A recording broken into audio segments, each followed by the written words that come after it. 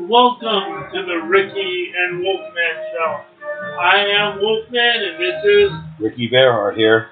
On the last episode of Ricky and Wolfman show, we last left off where Marty and Doc Brown were going back to the future where they were in an alternate time of 1985.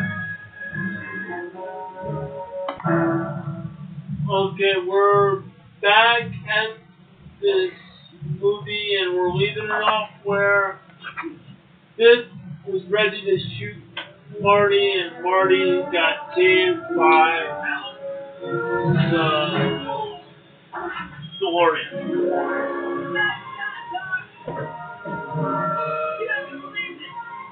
Now we get to the DeLorean and they're ready to go back to the past, back to the future. Well, back to a past so there can be a future. Yeah. Because this is no future for them. And they're going November 12th, 1955.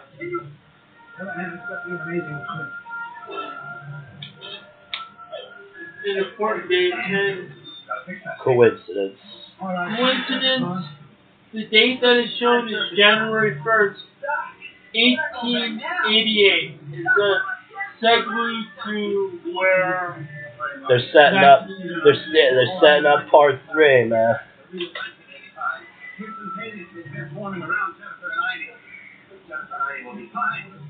Absolutely no memory of this horrible place.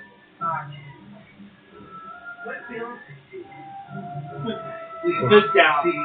What have they done? They are in 1980. No, not 1985. 1955. That's right, and they're in a 1955 before the change in the timeline, which is the whole point. Yes. And they can't run into themselves. You must know this will lead. Leave 1955 and bring the DeLorean back to the future. Right. What's all this is for? They're going after the Almanac. Here's some binoculars and a walkie-talkie so we can keep in contact. I'll stay here and try to repair the torch. So, Ricky, what do you think? Well, this is my favorite part because it's setting up the rescue of their space time, but more so it's the overlap because this movie takes place during the first movie. Yeah. This is one of those writer tropes that time travel can facilitate because later on they have to dodge. Like Marty has to dodge himself because he's coming in close contact with situations from the first movie. You know what I mean? Yeah, and Doc Brown was prepared and he had cash. Smart man. World.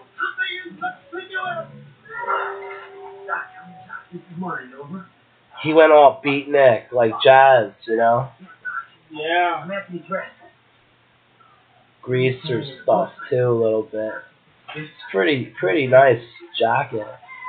Yeah. But he's loud, you know?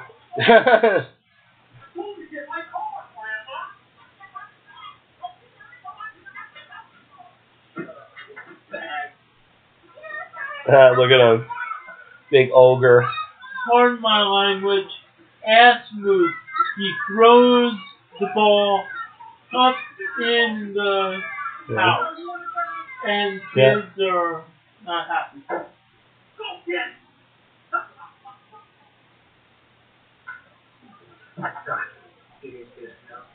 He's a fathead, even to kids.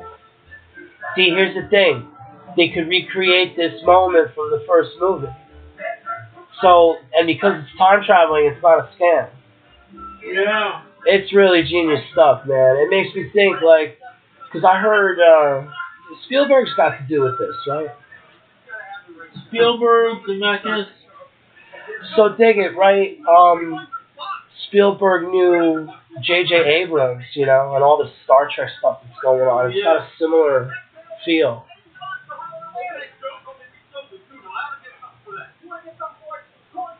And Biff has no shame but running into himself. The manure. I remember that.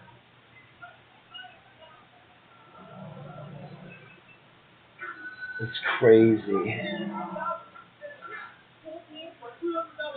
Look at that. You know, He's got to hope that he doesn't look. Yeah. Ooh.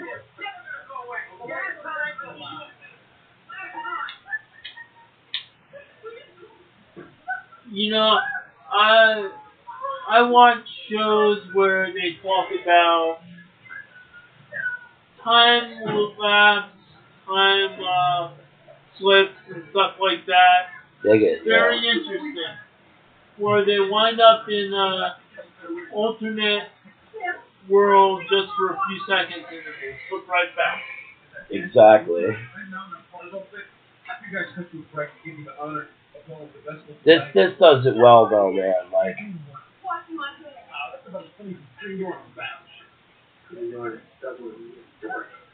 Nice. Oh wow. Calvin Klein. You're going with me, understand? What are you going to get it through your thick skull, Lorraine? You're my girl. He's an ass then, and he's always going to be an ass. Yeah. Nice.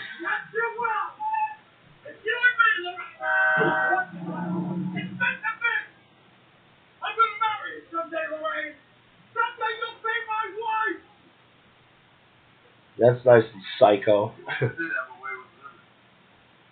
hell out of my car, old man. You want to marry that girl, Biff? I can help make it happen. Old Biff. Old Biff. See, this is my favorite part. Check it, man. Think about it, right? Wolfman, what if you could talk to yourself back when you were like 18, right? What would you have to say to yourself, even with this short span? Now that's old Biff talking to young Biff. Imagine what he must want to tell him. But he's just the agenda of the Almanac. That's what's up. Shut up. Listen.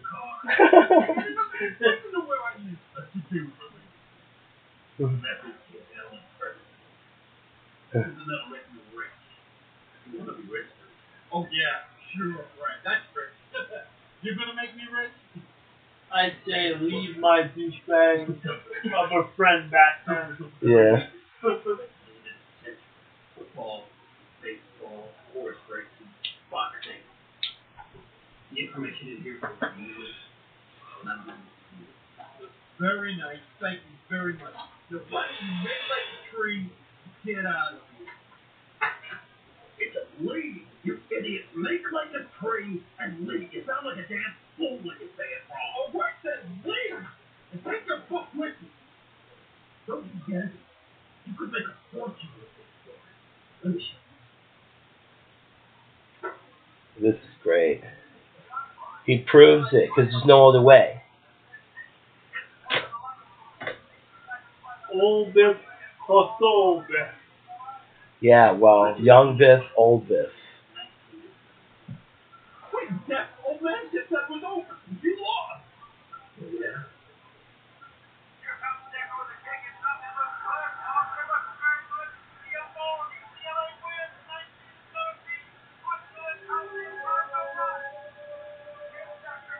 All right, Pop, what's the gag? How did you know what the score was going to be? I told you, in this book. All you got to do is put everything in there. Give to himself. That's what it is. There's no greater harmony than that.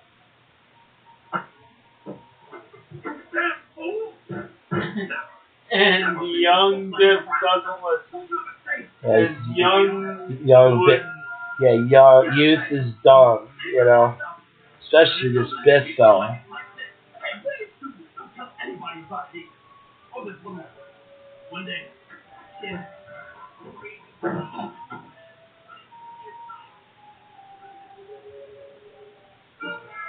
Wow.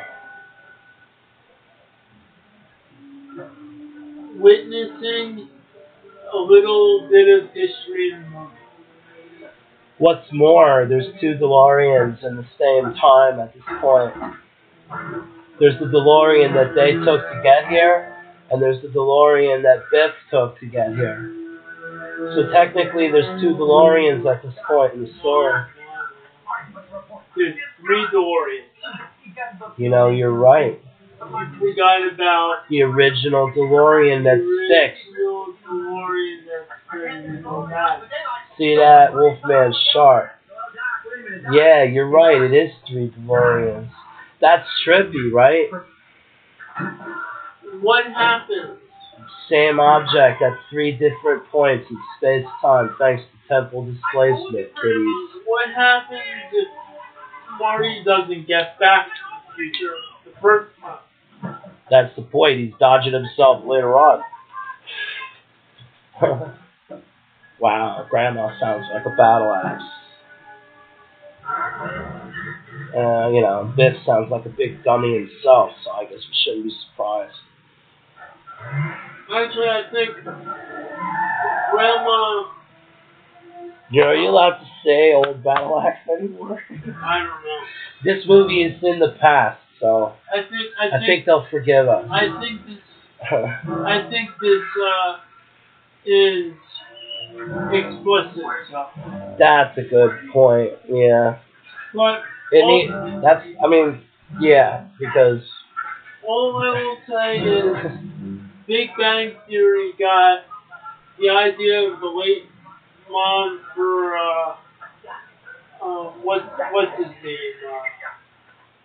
I forget his name. He's got like mushroom cut or something like that. I don't know. I can't think of his name. But anyway, the mom in the show is kind of like the grandma in Back to the Future 2. Yeah, you talk about Wallowitz and Wallowitz's mom. Back when she was alive, I think they eventually killed her off in the series. Well, she died in her life. Well, then, yeah, that's probably why. Yeah.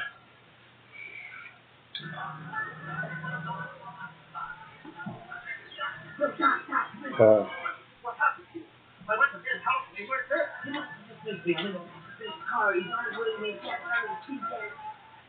Marty, listen, we may have one more than fire. I said he must be dangerous. Don't worry, just look at that big dash. Well, Dad, as soon as we get to school. Marty, you must be extremely careful not to run into your other towers. And now Doc runs into it. Yeah, I know. It's hilarious. He's lecturing him, and meanwhile... Whatever happens, you must not let your other self see the consequences of these actions. Excuse me, sir. Yes, you and I. See? Yes. See how heavy a 5/8 interest on that toolbox? 5/8? Witnessing history. Don't you mean recorded? Here's a question that I have to ask. They're conducting some sort of... If he had helped him there, how was this supposed to happen then? It's kind of strange because he asked a complete stranger to help him hand something to him that he could go and just get himself. So why is it that that's even happening unless it's just he's being amiable? Like in that time, that's how people were. They would just talk to each other, right? Yeah. I mean, I'm not saying everywhere, but the way people say it was like lighter back then. I mean, you know, you can see there's guys like Biff, and so it's clearly not all roses, but he must have just sensed that he was friendly, you know? Yeah. Because, you know, Doc would be friendly to himself. Well, I mean, He's a man of science, after all. I mean, did somebody fit that role, or, you know, it's like